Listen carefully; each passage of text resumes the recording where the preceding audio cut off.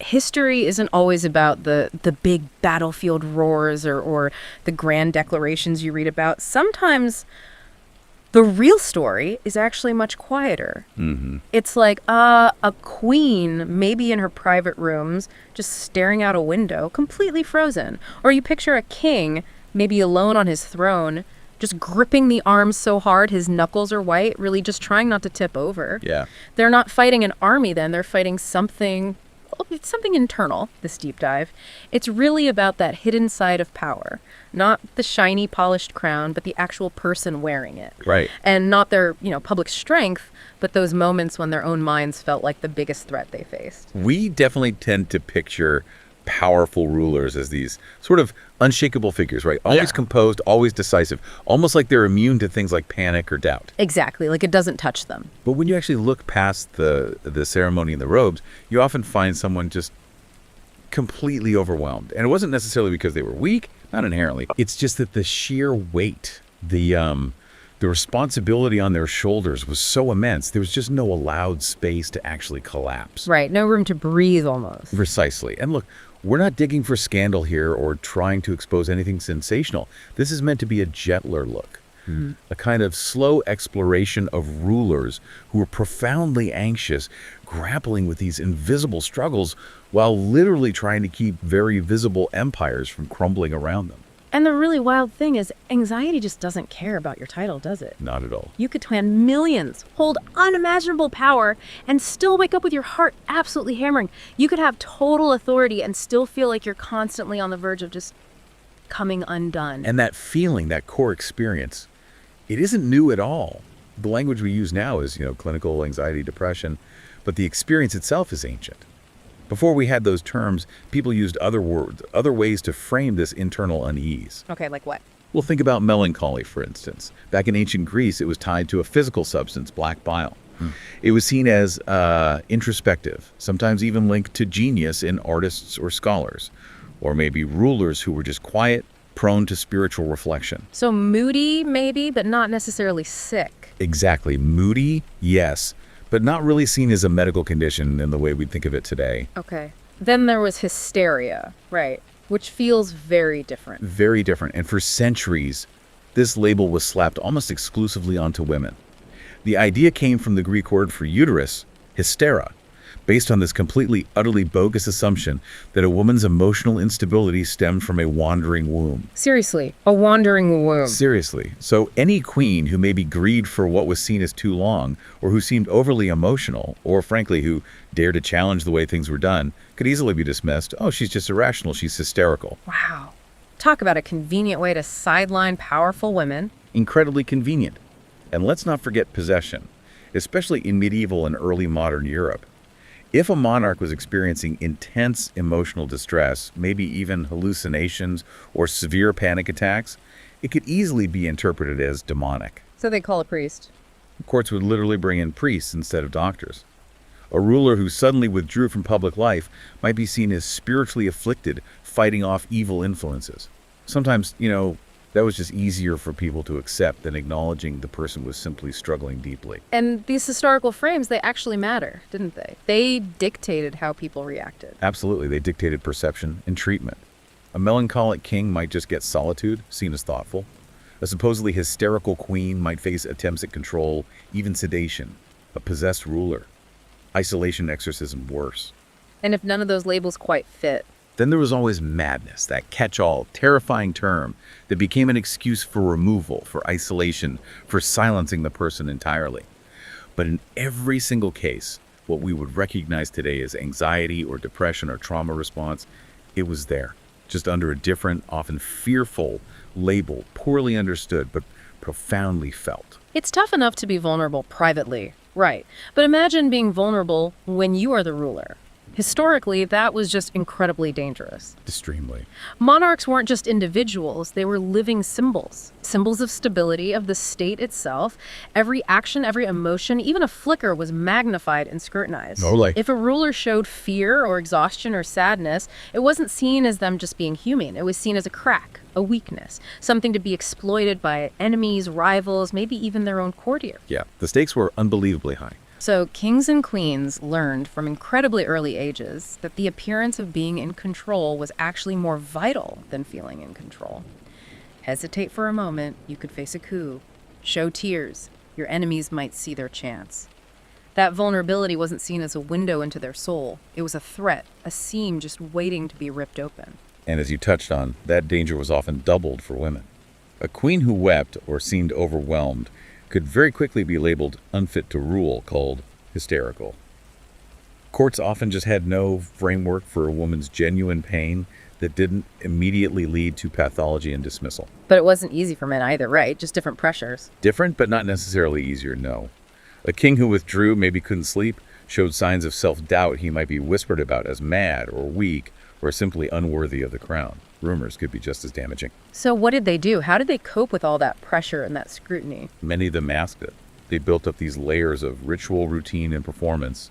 You know, the grand ceremonies, the incredibly strict etiquette. It wasn't just about tradition. It was armor. Weaponizing dignity, almost. That's a great way to put it. Weaponizing dignity, scripting every gesture, every word. They often avoided genuine intimacy because the closer you let someone get, the harder it is to hide the person underneath the performance. So we read their histories, see the formal portraits, and we rarely hear about the fear. Exactly. But it was there, beneath the perfect posture, the measured phrasing, the glittering crowns. The world they lived in essentially forced them to believe that their anxiety didn't just make them human, it might actually make them unfit to rule.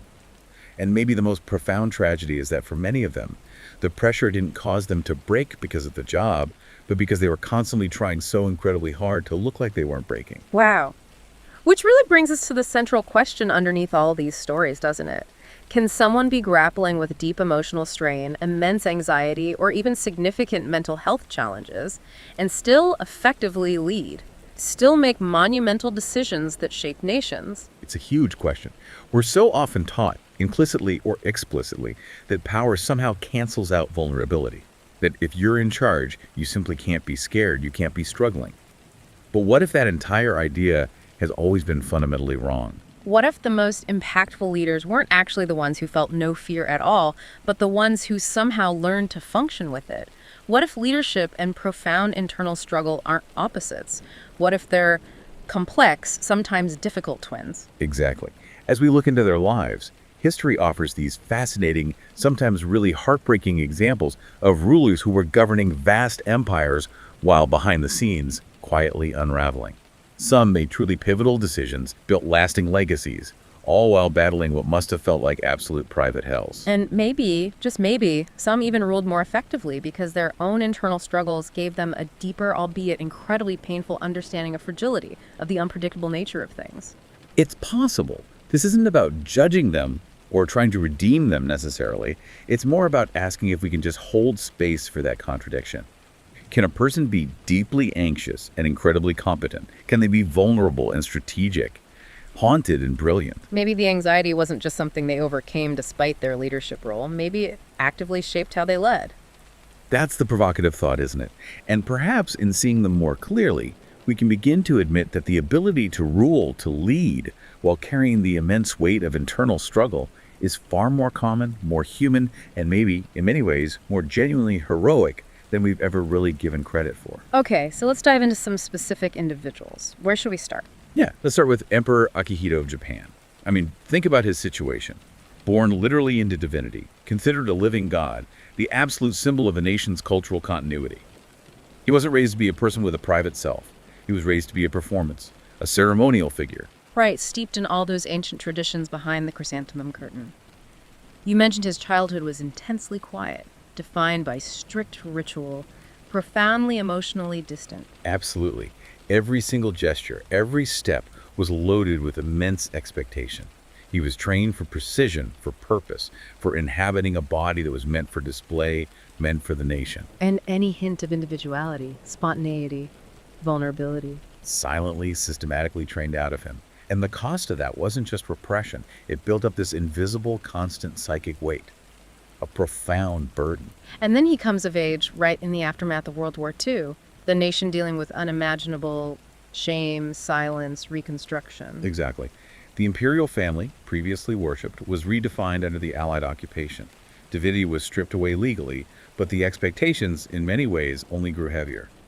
His role became about rebuilding trust, guiding this wounded nation, but he had to do it almost entirely through symbolism, saying very little that was actually personal. That sounds like an impossible tightrope walk. It really was.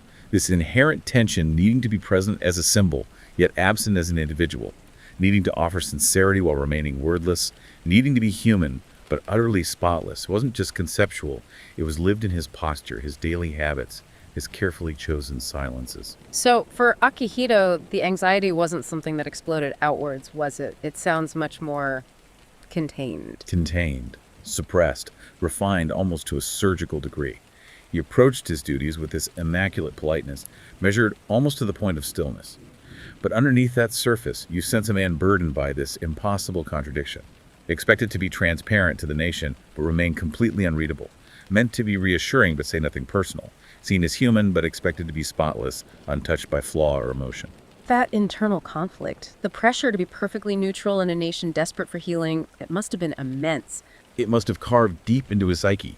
His public image was flawless, yes, but it also left him incredibly isolated.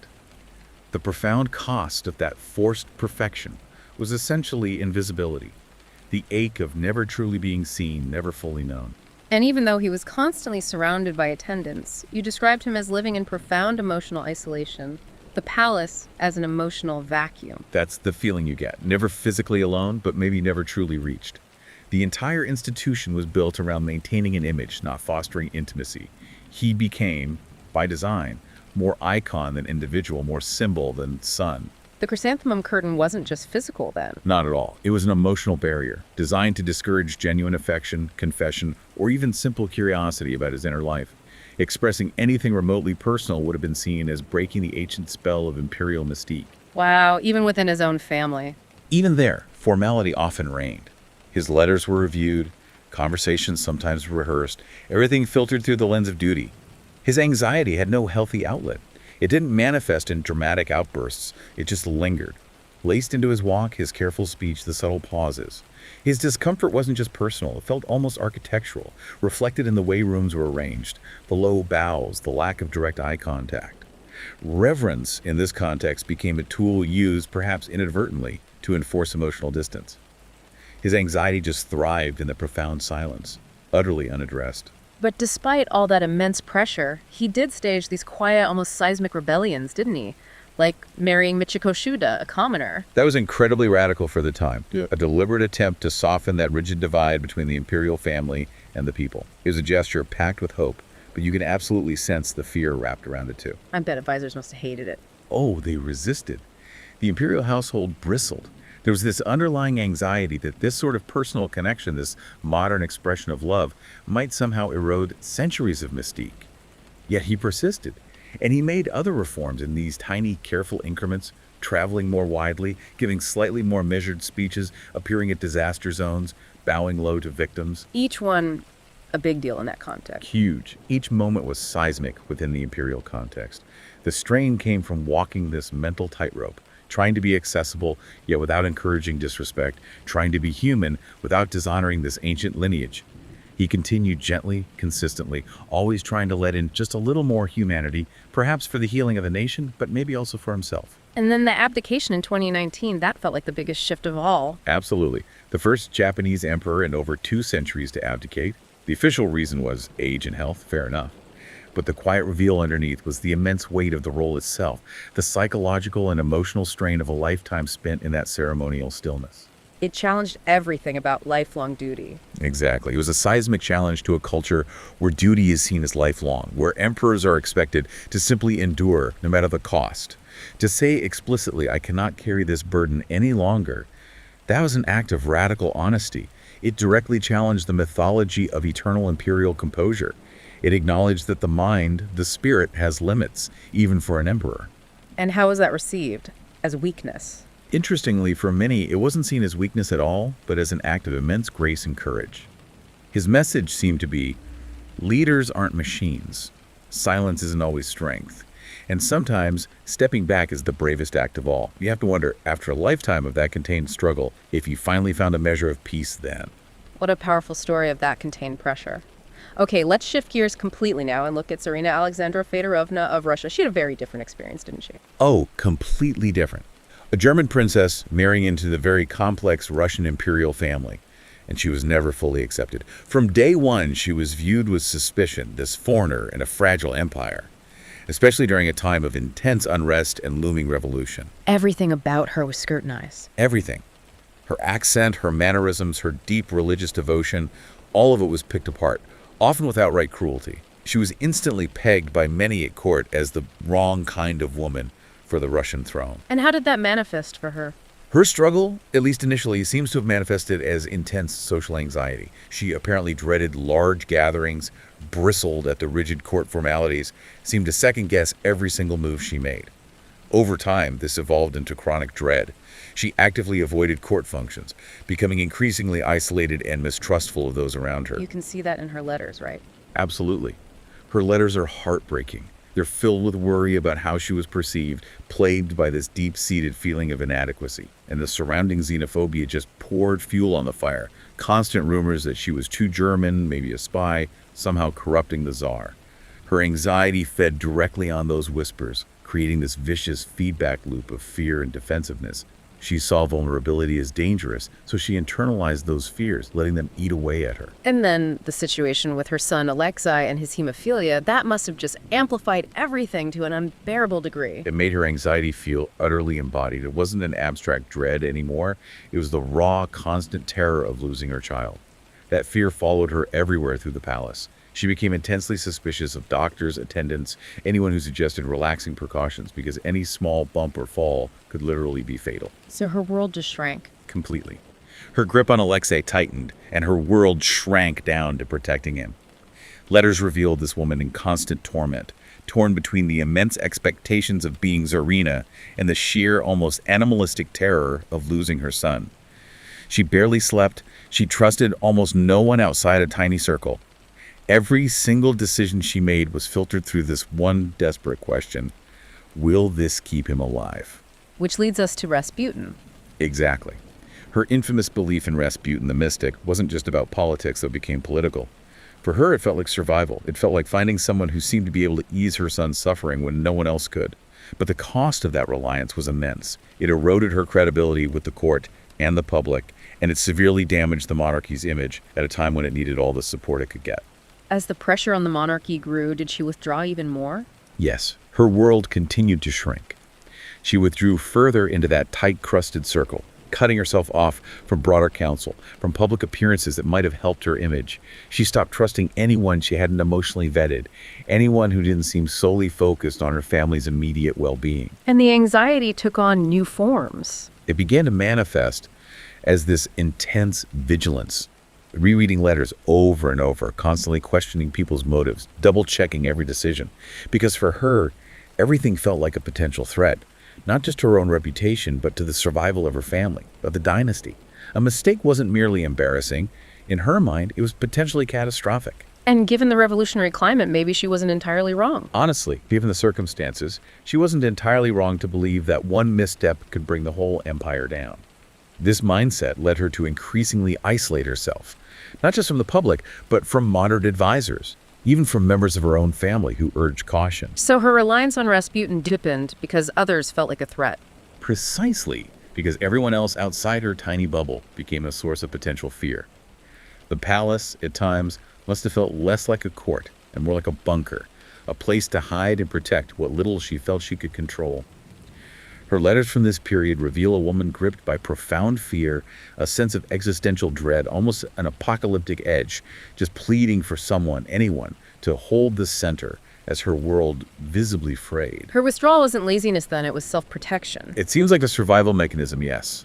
But in insulating herself and her family this way, she also inadvertently insulated the monarchy from reality, cutting it off from any possibility of reform, from public perception, from repair. So her anxiety didn't just stay private. Yeah. It actively shaped policy, presence, perception. Absolutely. And ultimately, it left her incredibly alone when she needed support the most. In the end, her deep internal struggle was pathologized.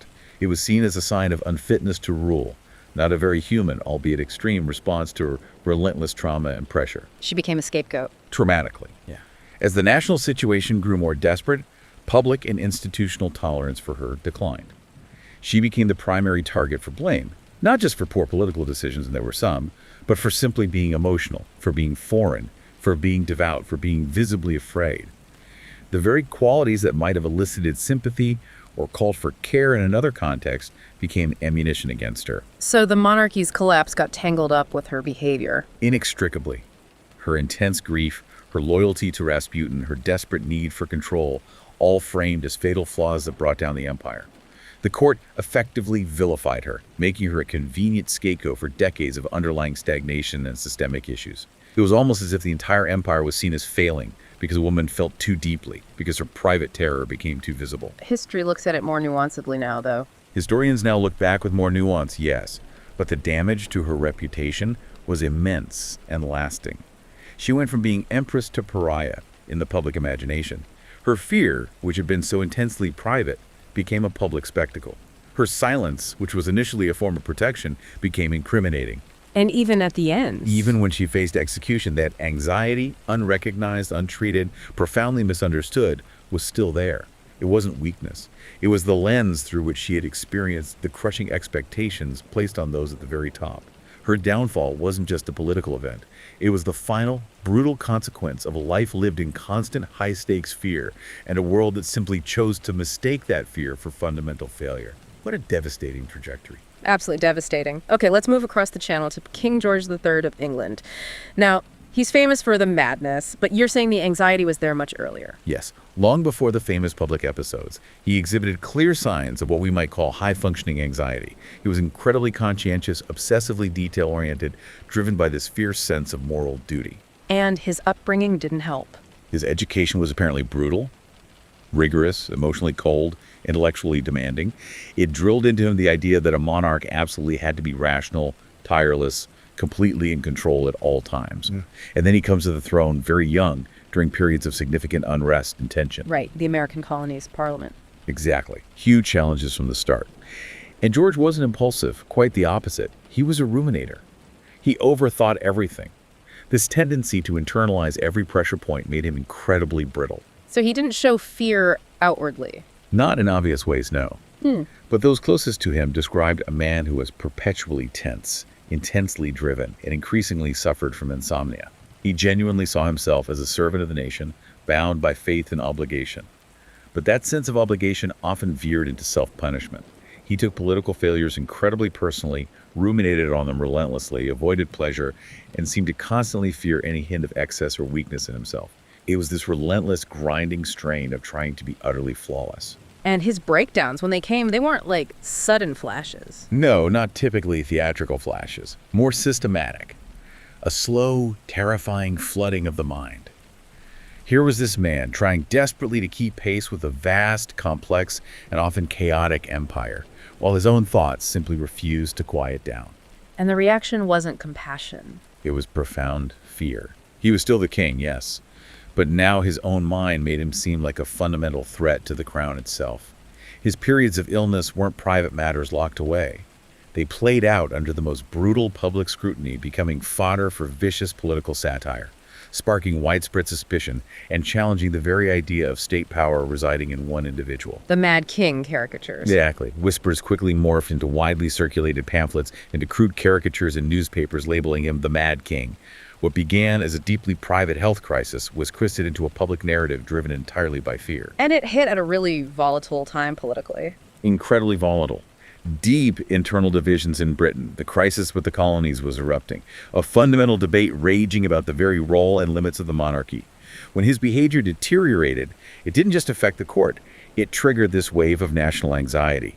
Parliament began openly debating his fitness to rule, questions of succession, the need for a regency, the very legitimacy of the crown under an unwell king. And his political opponents jumped on it.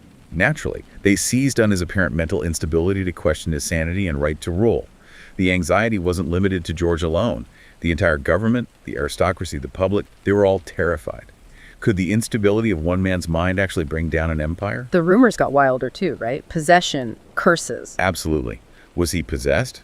Cursed? Was this God's judgment on the nation? The political crisis peaked with the Regency Bill of 1789, which threatened to fundamentally split the political structure of the country. In the end, George's private anxiety and mental illness, largely unspoken and untreated in any meaningful way, exploded into a full-blown constitutional crisis. His suffering wasn't seen as human pain, but as destabilizing. First and foremost, destabilizing. In a world that demanded unwavering strength from its king, his vulnerability shook the crown to its absolute foundation. And the court's response was basically to hide him away. The royal court was a stage, by its nature, and George's mental health absolutely threatened that carefully maintained performance. So the response was to close the curtains, shut the doors, limit contact, which, of course, only deepened his profound loneliness. Surrounded by people, but completely alone. Constantly surrounded attendants, courtiers, physicians, but you get the sense none of them could offer true intimacy, that simple human connection of saying, you are not alone in this. It's a powerful illustration of how anxiety can become almost spatial, architectural. The grand rooms felt wider, the long halls felt colder. The very people closest to him became the hardest to truly talk to. This isolation wasn't just social, it became clinical, actively feeding the very symptoms they were trying, inadequately, to contain. So he wasn't just a king breaking down, he was a father, a husband. Exactly. A father who increasingly vanished behind the demands of ceremony, a husband whose deep pain was compartmentalized, pushed aside, and ultimately a man whose mind seemed unable to survive the crushing silence imposed by duty, by fear, and by a monarchy perhaps too proud or too afraid to acknowledge the messy, terrifying truth of mental illness. And his reputation never really recovered, even when he was well. Never fully recovered, no. Even during his long periods of lucidity, the image of the Mad King became almost inseparable from the man himself in the public imagination. Even when he was perfectly well, his name carried that echo, that lingering association. He had to endure not just his own suffering, but the fear and uncertainty his condition had stirred in others. His later years sound incredibly sad, the soft vanishing. They do. His eyesight failed, he stopped attending most events, becoming quieter, more withdrawn. He's often described in his final years as dignified but not fully present. There are heartbreaking accounts of him talking to birds in the garden, reciting prayers aloud, walking through the palace grounds with no memory of where he was or who was with him. Yet his reign saw huge changes, didn't it? Empire, arts. Immense changes. The British Empire evolved dramatically, arts and sciences flourished. He actively supported institutions like the Royal Academy. In a strange way, he shaped the monarchy's modern identity, not by choice, but by forcing the fundamental question. What happens when the very center, when the crown itself, cannot hold itself together? So mental illness doesn't erase impact. Not at all. His life is a profound, complex reminder that mental illness doesn't erase influence or impact, that anxiety, fragility, or even psychosis doesn't somehow cancel out vision, intelligence, or the ability to govern. He was flawed, he was feared, he was mocked, but he was also a man trying desperately to meet literally impossible expectations with a brain that at times utterly betrayed him. It forces you to rethink what strength really is. Okay, another fascinating figure is Empress Elizabeth, Sisi of Austria. She sounds like she was uncomfortable from the start. Deeply uneasy in the imperial role, almost from the moment she married into the Habsburg family. She absolutely loathed public appearances, actively avoided her powerful in-laws, and found the rigid court etiquette utterly suffocating. She famously felt like a beautiful doll, constantly displayed, admired from a distance, but never truly seen, never asked how she actually felt. And her anxiety manifested differently, more physically. Yes, less in dramatic outbursts and more in physical ways. Constant fidgeting, active avoidance, and particularly through these incredibly strict rituals of grooming and self-discipline. She controlled the very few things she felt she could control: her appearance, her weight, her physical movement. The obsessive waist measuring, the walking. Exactly. Measuring her waist obsessively, eating very little, and compulsively walking for hours and hours every day. To many at court, this just looked like vanity, an obsession with her famous beauty. But underneath, it seems much more like the behavior of a woman using intense physical discipline as a way to fend off complete emotional collapse. Those rituals weren't just about beauty, they were about survival. Just the pressure of representing the dynasty while feeling so uncomfortable. Constant pressure, seen and unseen. Expected to represent the mighty Habsburg dynasty while silencing her own profound discomfort and unease. This feeling of being fundamentally out of place, trapped by expectations, formed a lifelong anxiety. She rarely spoke about it directly, but it pulses through her letters, her diaries, her choices. Never still, always moving. Never truly still, never seemed at peace. She just kept moving, restlessly traveling, almost as if she believed she could outrun the dread that followed her. Her entire life as empress felt like a performance, and behind that glittering curtain, you can sense her struggling desperately to breathe in a world where stillness was treated with suspicion and any need for rest or vulnerability was seen as weakness. So she kept walking often, literally walking away from the throne, from the court, from the kind of stillness that threatened to completely swallow her. And then the personal tragedies hit her so hard. Her daughter, her son Rudolph. Those changed everything. The deaths of her young daughter Sophie, and even more profoundly, the suicide of her only son Rudolph. These weren't just heartbreaks. They fundamentally reshaped her.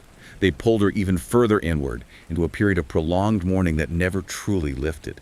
She would simply disappear from public life for months on end, traveling restlessly across Europe, unable to settle or stop moving. Trying to outrun the grief. It feels like it. Her constant movement seemed erratic, yes, but also incredibly purposeful. As if she genuinely believed that if she stayed in one place for too long, the crushing weight of her grief would finally catch up and consume her. To the public and the court, her behavior morphed into this kind of romantic, tragic myth, the beautiful, melancholic empress wandering the Alps alone, perpetually in mourning. But the reality was darker. Much darker. Her silence wasn't poetic, it was intensely protective. It was a defense mechanism against a world, a court, that offered absolutely no space for her to actually grieve honestly, loudly, messily. This immense grief became structural to her life. It deepened her existing anxiety, amplified her avoidance, and wrapped her in a stillness that she felt was safer than speaking her pain aloud. She didn't withdraw because she was cold or didn't care. She withdrew because the world around her couldn't possibly hold the immensity of her suffering, so she had to carry it in isolation all by herself. Did the court just let her? They noticed, absolutely, and they worried. But eventually this quiet, unspoken deal seemed to form. As long as she didn't directly interfere with state affairs, her eccentricities, her constant traveling, her almost reclusive nature, it would all be tolerated. And more than that, it started to be romanticized. So her anxiety got turned into a legend. Exactly. It survived in plain sight by being turned into legend. Her distress didn't spark political rebellion like George III's breakdowns did, so it was reinterpreted. Her withdrawal was reframed as aesthetic melancholy. Her obsessive rituals were seen as part of her elegant, almost mythical beauty. Her avoidance became an air of mystery. The very same kinds of behaviors that were medicalized or condemned as madness in other rulers were, in her case, absorbed into the Sisi myth. But underneath was just a struggling woman. Beneath that carefully constructed mythology was a woman who genuinely could not find rest, who wrote poetry and letters to feel less alone, who used silence as her primary protection and her famous beauty as a shield against a world that demanded everything from her.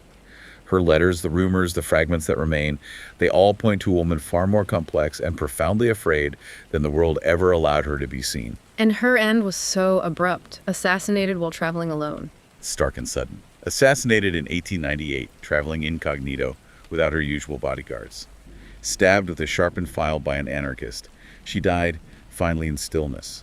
You can't help but wonder if, in that final stillness, freed from the role she never wanted, she found a peace that had eluded her for her entire restless life. Another really tragic figure. Okay, how about King Ludwig II of Bavaria? The fairy tale king. He sounds like he actively disliked being king. He really seemed to. Born into a role he fundamentally didn't want in a world he never seemed to fully trust. From childhood, he was captivated by stories, music, fantasy. He identified far more deeply with myth and legend than with the practical realities of monarchy. Wagner, the castles. Absolutely. He idolized the composer Wagner. He yearned for transcendence, for beauty, over tedious duty. And that fixation wasn't just a hobby. For him, it felt like an emotional survival tactic. As king, he didn't see his role primarily as a practical ruler. He saw it more as a vessel for beauty, a way to retreat into his romantic imagination, to design literal kingdoms, his famous castles that felt safe and untouched by the ugliness of the real world. So anxiety becoming aesthetics. That's a fascinating way to see it. Anxiety actively being transmuted into aesthetics. The court demanded pragmatism from him, and he offered poetry. They needed governance, and he sought refuge in stone and music. His entire reign felt defined by this intense longing for stillness, for perfection, for a realm utterly untouched by conflict or unpleasantness. He found that elusive feeling in fantasies and operas and profound solitude. He wasn't indifferent to power then, just allergic to its messiness. Allergic to its brutality, its messiness, its constant demands, seems right. His anxiety made him recoil from political entanglements, preferring to try and rule through architecture and cultivating a certain mood rather than issuing decrees or engaging in tiresome negotiations. And his anxiety became more isolating over time. Increasingly isolating as his reign progressed. He didn't just withdraw from the demanding world of politics, he withdrew from people entirely. He started keeping these incredibly strange hours, meeting ministers only in the dead of night, refusing to appear in public or even during the day. His courtiers were left scrambling, constantly guessing, trying to cater to this erratic schedule. But this wasn't just eccentricity. Beneath the surface, it feels protective. The further he withdrew, the more acutely sensitive he became to any perceived slight, any shift in loyalty, any moment of emotional overwhelm.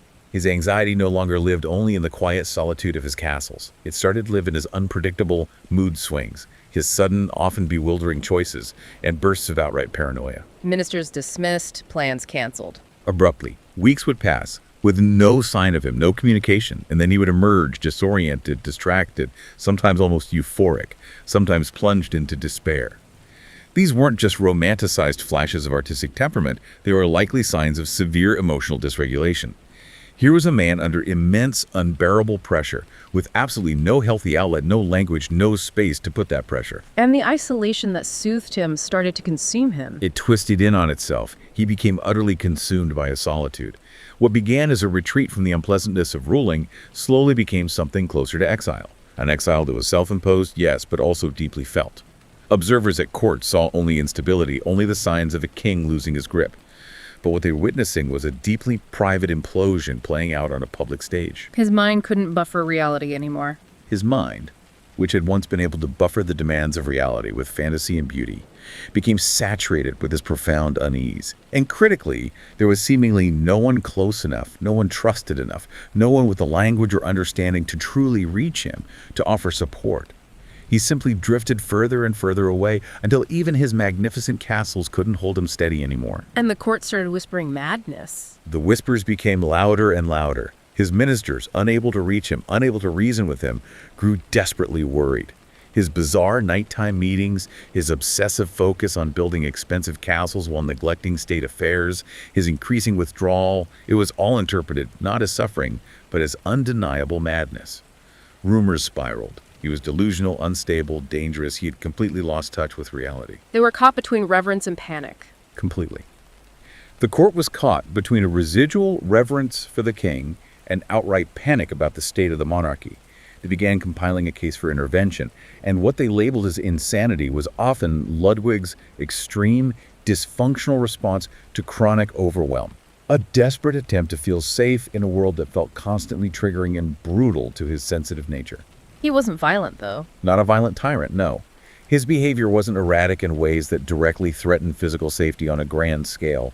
But his emotional volatility, his financial extravagance, his utter lack of interest in governance as they defined it, that was deemed sufficient cause for a government desperate to maintain control, his incredible architectural creations, his artistic obsessions, his profound silences, all of it was reframed by those seeking to remove him as evidence of his collapse. So doctors were called, family agreed.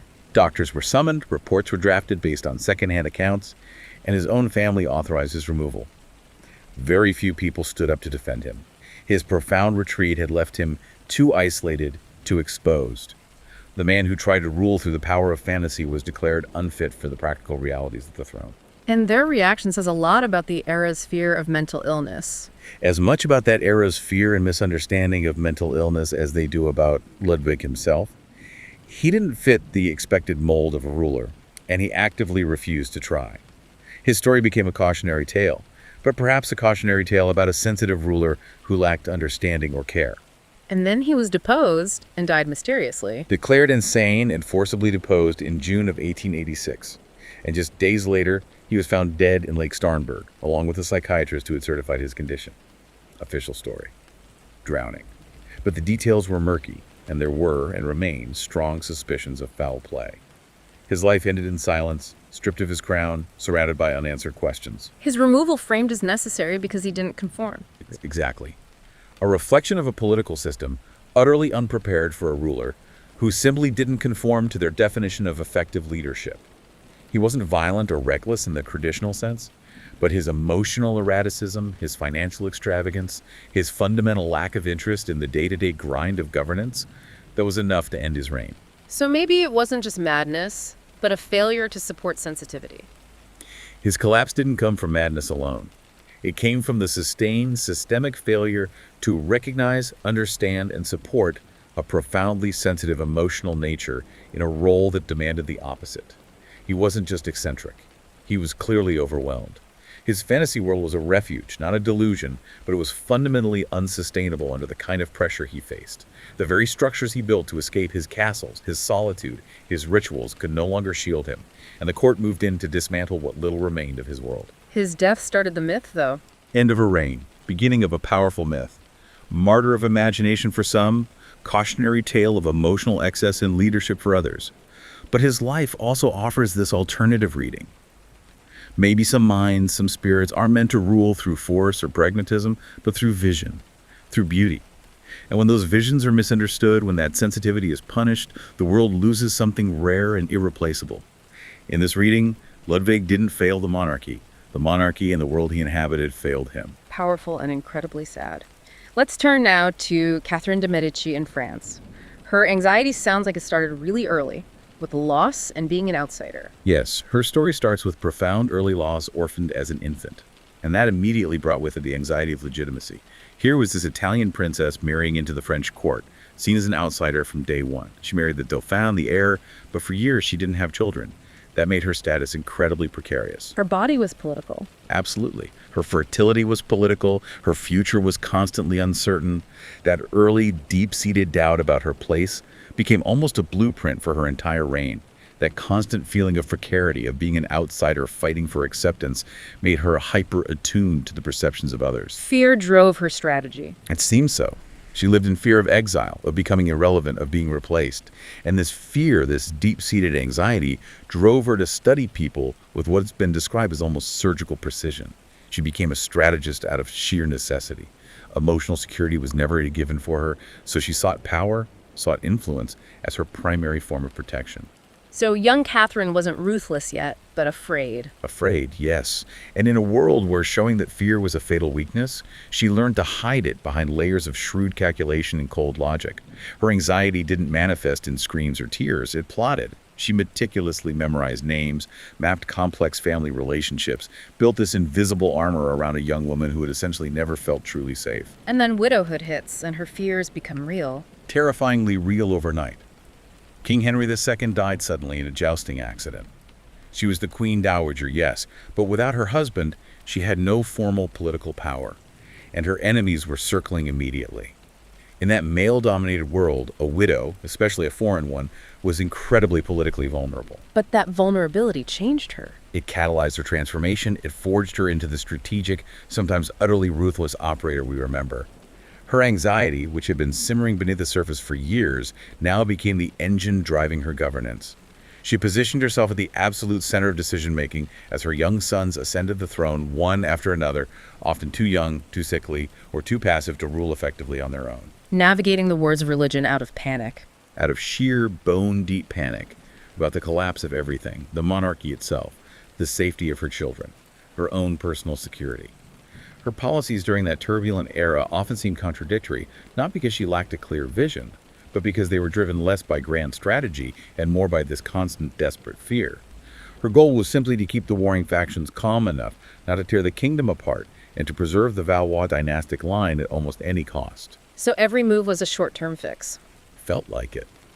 Every edict she signed, every complex alliance she brokered, felt like a short-term fix, a desperate measure to buy a little more time. Her critics saw her as a manipulative schemer. Her allies saw a master of political endurance. But both perspectives often miss the crucial emotional core. She governed like someone who was constantly, relentlessly scanning the horizon for the next potential danger. Widowhood didn't necessarily liberate her, it cornered her. And from that corner she fought, and she ruled with a fierce, almost terrifying intensity born of fear. And she used all sorts of tools: surveillance, astrology, ritual. Every tool available. Famously used extensive surveillance networks, particularly relying on women at court to gather intelligence.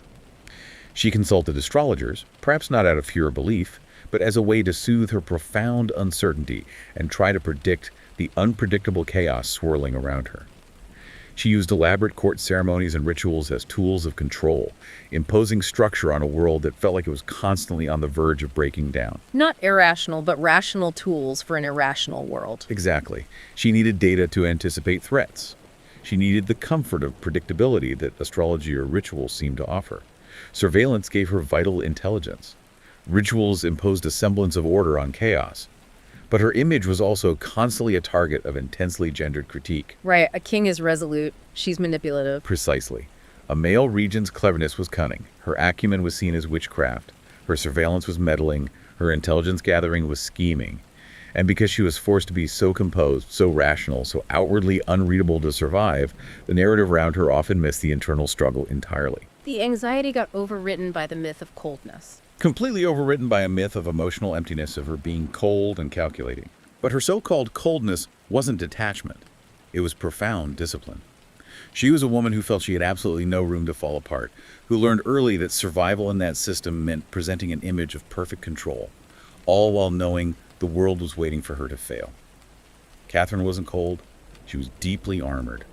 And that armor was meticulously shaped by her fear of irrelevance, fear of invasion, fear of utter collapse. Her legacy shows how history punishes women masking fear with logic. A powerful, complicated example of exactly that. She didn't lack emotion. She simply buried it deep beneath decades of forced performance, not to deceive the world about who she was, but to simply endure the impossible pressure placed upon her. But that sharp political instinct came at the cost of loneliness. Profound, lasting loneliness. Her rule was defined by this constant anticipation of betrayal from rivals, from allies, even from members of her own family, including her children. She was always calculating, always scanning for the next potential danger. That vigilance was her power, absolutely, but it was also her prison. Intimacy became impossible. Almost impossible, because everyone potentially was a threat. Her anxiety, which began as a tool for personal survival, ultimately became her default mode of governance for the entire kingdom. She rarely seemed to rest, and she trusted even more rarely. She was forced to suppress not only her emotions, but her fundamental human need for connection. Power made her formidable, but isolated. Deeply isolated. She watched multiple sons ascend and then fail, witnessed the horrific civil war tearing her country apart, saw massacres happen on her watch, faced constant backlash. Her choices were often morally ambiguous, yes. But behind the pragmatism, the strategic maneuvering, was a woman driven by this consuming fear. She genuinely believed that a single moment of softness, a single lapse in control, might undo decades of incredibly hard-won security. History remembers the schemer, not the fear. Remembers the schemer, the manipulator, the woman obsessed with control. And while those things were true to an extent, it often misses the human truth. That she ruled from the absolute eye of a storm, surrounded by forces far larger than herself, steered by the quiet, relentless terror that it might all come crashing down at any moment. Her brilliance wasn't coldness in the end. It was a kind of profound emotional exhaustion that was simply transmuted into strategy, into the ability to endure. She died influential, but alone. Immense influence, having kept a fragile dynasty afloat through impossible times, but with very few people who could truly be called intimates. Her reign wasn't a period of joy or flourishing for her. It was an exercise in containment danger, managed, perhaps, but never truly defeated. It's a complex portrait of power as both absolute mastery and deep personal exile. Let's shift to Charles VI of France. His anxiety seems rooted in inheriting an unstable crown. Yes, he inherited a crown already soaked in instability. This was during the 100 Years' War, a time of deep divisions within the ruling Valois family itself. He was taught from day one that he had to carry more than just the title. He had to restore unity, embody the absolute strength of the monarchy, be this unshakable figure for France. That crown sat incredibly heavily on his young shoulders. And he was sensitive to begin with. He seems to have been a sensitive individual, and fear followed him like a constant shadow. While historians often trace his later severe breaks from reality to a violent outburst in the forest in 1392, striking his own men, the roots of his struggle clearly ran deeper.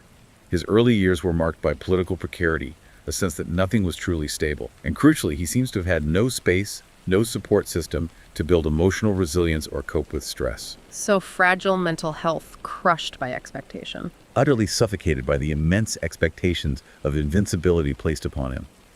His inheritance wasn't just political power, it was an emotional burden he was ill-equipped to carry. He came to the throne at a moment when the dynasty was on the edge, and the world he lived in simply didn't understand mental illness. It was seen not as a medical issue, but as a moral weakness, a punishment from God, or demonic influence. So his eventual collapse wasn't framed as a personal tragedy. It was treated as a public failure. That unseen, untreated burden ultimately cracked the crown. That first break in the forest was sudden and public, right? Terrifyingly so. Summer 1392, riding with his knights, he suddenly became convinced he was under attack, drew his sword, and lashed out, killing several of his own men. A psychotic break so complete, so public, it utterly stunned his court and plunged the kingdom into silent shock. And it wasn't a one-off event. Not at all. After that first episode, periods of relative lucidity would be followed by terrifying lapses. He would forget who he was, fail to recognize his wife, his children, his most trusted advisors. At times, he believed he was made of glass and would shatter if touched. At others, he would fly into violent rages or fall into catatonic states. And in the agonizing intervals between these spells, he simply waited, afraid not just of the next moment, but of the terrifying certainty that the breaks would return. That fear must have been constant. A constant corrosive presence. He never knew when he would vanish from himself again, and neither did his court, which was perhaps just as terrifying for them. His physical body might be present in the palace, but his mind was elsewhere, utterly unreachable. That first dramatic break shattered not only the stability of the court, but also the powerful illusion that monarchy somehow shielded rulers from fundamental human vulnerability. He became a man haunted by his own mind. Exactly. Trying desperately to navigate brief periods of clarity with the constant dread that the madness was just one sleepless night away. This constant anticipation, this psychological suspense, became a form of suffering in itself. He literally ruled in the gaps between his breakdowns, never for a moment free from the fear of falling back into the abyss. And his illness created a power vacuum. A profound vacuum at the very heart of the state. His frequent, unpredictable absences meant that France was essentially a kingdom without a consistent sovereign. The throne was occupied in name, yes, but the crown was no longer a source of stability. It became a symbol of terrifying uncertainty. Governance was suspended or erratic. The nation held its breath with every passing day. Even when lucid, people weren't sure how long it would last. Never sure. Councils were convened and then abruptly abandoned. Orders were signed one day and contradicted the next. His very presence became not a source of reassurance, but something shadowed by the possibility of sudden disappearance into his own mind. The anxiety he carried became the country's anxiety. And nobles took advantage. Immediately. Noble factions seized the opportunity to advance their own interests, plunging France into further turmoil. The absence of a stable monarch fundamentally fractured the political landscape. The monarchy itself became a mirror of the king's condition. Fractured, unstable, fragile. People whispered, was the king cursed? Was the nation? This political and personal instability bred superstition and fear throughout the land. His illness wasn't seen merely as an illness. It was interpreted as divine punishment, bad blood, political rot made visible. The line between the man and the monarchy blurred. France trembled, not just because the king was absent, but because without a stable center, no one seemed to know how to rule. And the treatments back then were pretty horrific. Horrific is the word. Charles VI lived at a time when mental illness wasn't understood medically at all.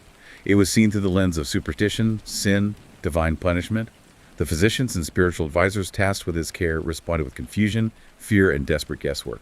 Their treatments ranged from the relatively benign to the bizarre and outright brutal. Bloodletting, purges. Bloodletting, violent purges, sensory deprivation, these weren't forms of therapy. They were essentially attempts at exorcism, at driving out whatever malevolent force was believed to have taken hold of them.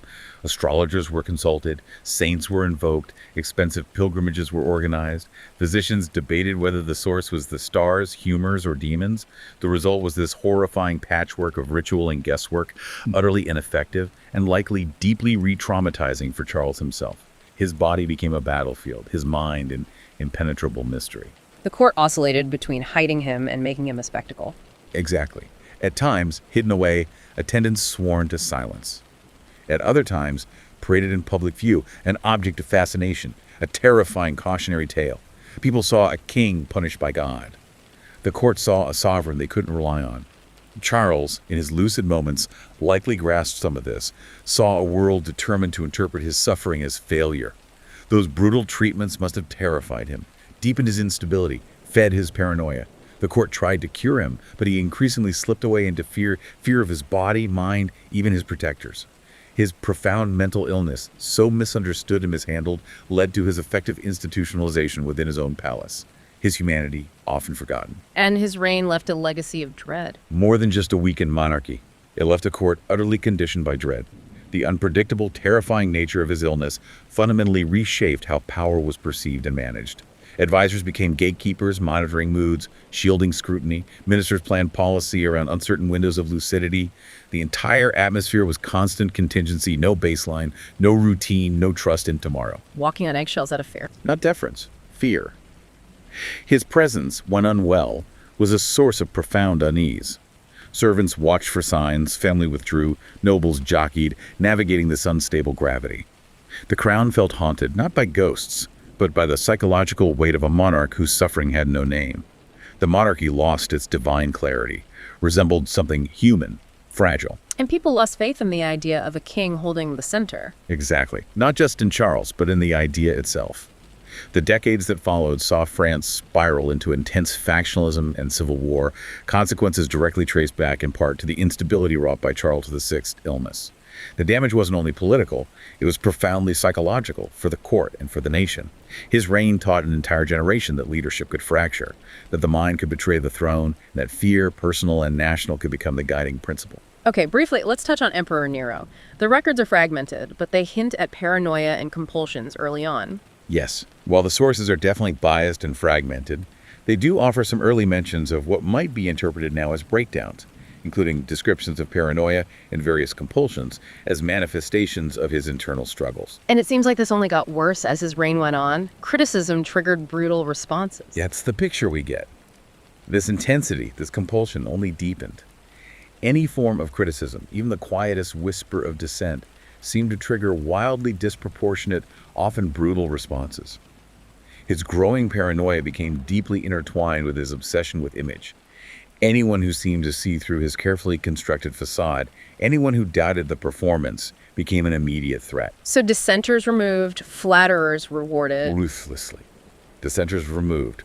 Loyalists rewarded not for competence or integrity, but for their willingness to flatter and affirm his self-image. Nero's profound anxiety seems to have taken the shape of this extreme perfectionism, this desperate, all-consuming need to control and dominate the narrative around him, to script every single scene of his life like it was a grand mythological drama.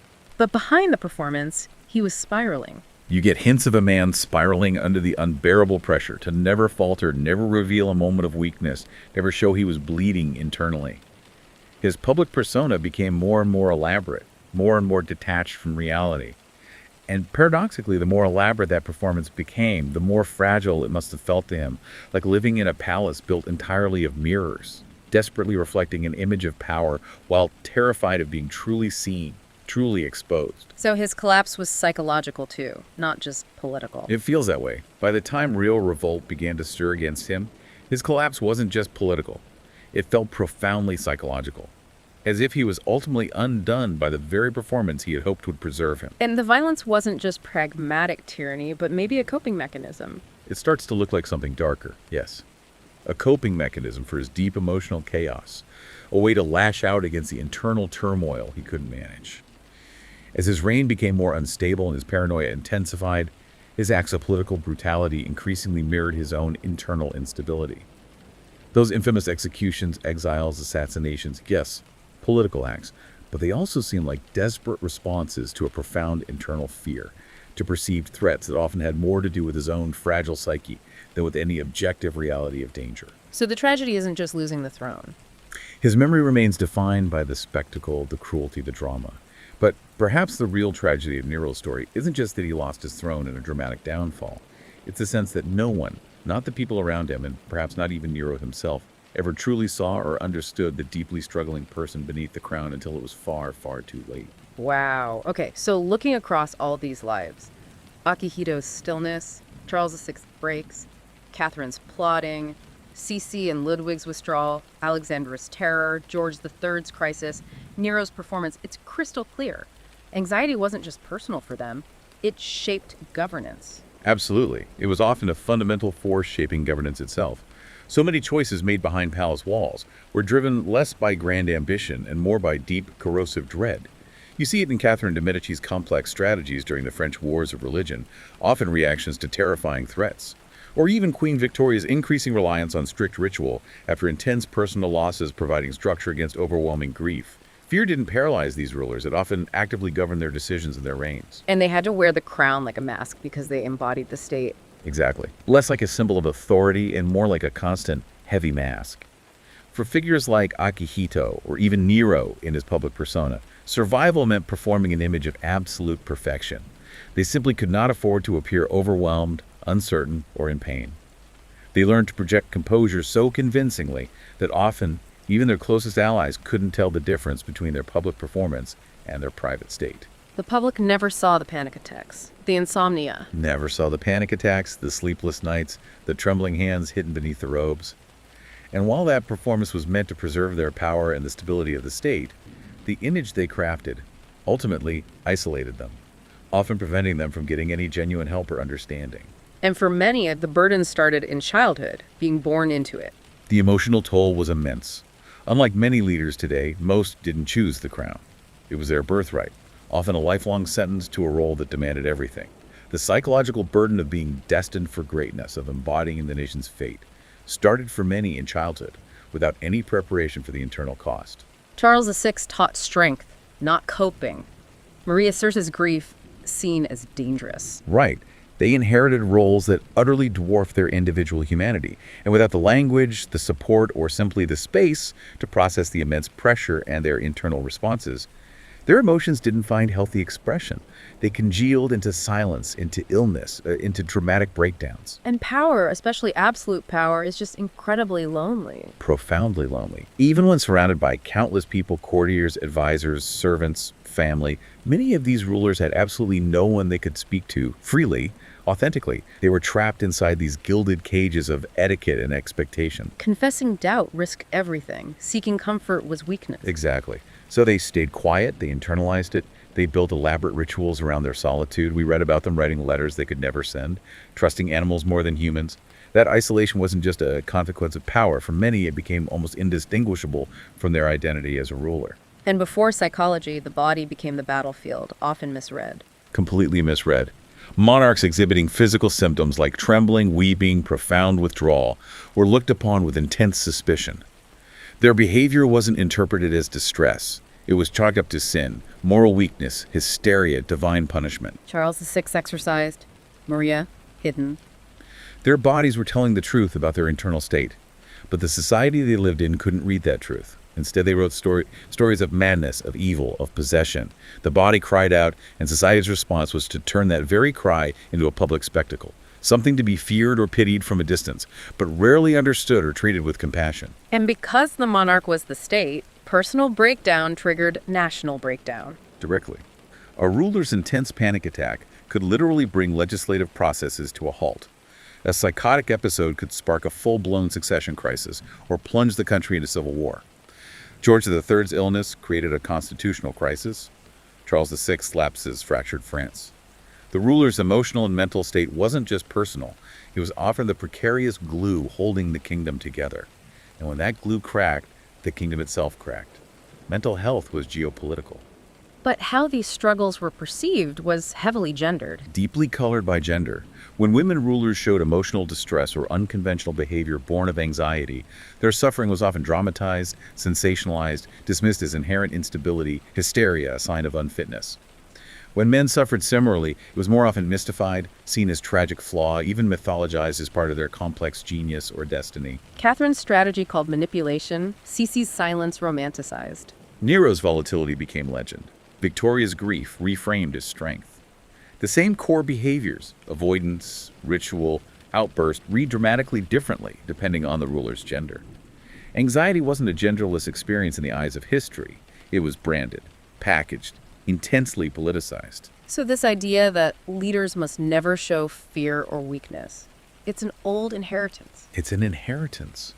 These monarchs, by necessity, by pressure, set this blueprint. Hold your pain inside. maintain the image of unshakable strength no matter the cost, simply endure as silence. And today's leaders, consciously or unconsciously, inherit not just the institutions shaped by these histories, but also the ideals of stoicism forged on these thrones in these moments of profound private struggle. Their stories show strength is misunderstood, performance can destroy. Exactly. They're powerful reminders that our definition of strength has often been profoundly misunderstood. They show us that the performance of certainty can, over time, destroy the person beneath it, and that the cost of absolute control, of absolute emotional containment, was often far higher than anyone was willing to admit at the time. So let's circle back just for a second to that crown. Heavy, polished, silent, but also cold, weighted, it feels like a mechanism of suppression. That's a really interesting way to think about it. It demands control from the wearer. It rewards stillness, composure, the appearance of being unmoved. And it seems to actively punish unpredictability, vulnerability, the messiness of being human. And in that sense, the wearers of the crown, despite holding absolute power, became trapped by it. Their greatest tool for projecting power was also their greatest constraint against simply being a person. And this deep dive, it was about going beneath that surface, into the inner lives of rulers who were really survivors. Survivors of immense expectation, of inherited burdens, of relentless emotional repression.